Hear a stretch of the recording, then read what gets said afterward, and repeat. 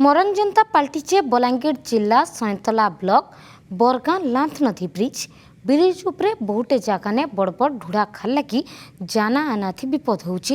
फी दिन बहुटे छोट बड़ गाड़ी इ रास्ता दी जाना आना करसन। सेतिलगी यात्री माने निजर जीवन के विपदे पकई यात्रा करुचन। बेसी करी रात समिया लाइट रो किछि व्यवस्था नाइ थिबा लगी दुर्घटना डर बढ़ी जाउची। स्थानीय लोके और यात्री माने प्रशासन कर नजर पकईथिले भी इहादे तो केहनी मरामती काम मूल नेला। ब्रिज रो मरामती संगे सुरक्षा व्यवस्था करबा के दाबी करिछन लोक माने। इटा हूँ आमर बलांगीर टू बरिकुमा रास्ता ये रास्ता एन 24 एवं इटा मुख्य रास्ता जेनटा इन हजार हजार लोक यातायात करुछन एवं इटा पुराना ब्रिज है। इन प्रत्येक वर्ष लोक मरुछन निरीह जीवन जाऊे ये एवं प्रत्येक वर्ष एक्सीडेंट होचे।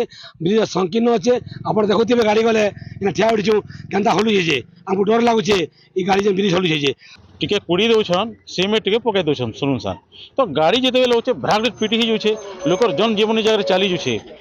तो ये जगह मुझे एन 26 अनुरोध करमी से मैंने बर्तमान आसिक रिपेयर करूँ सर बहुत क्षतिपूर्ण हो जाऊे धन जीवन।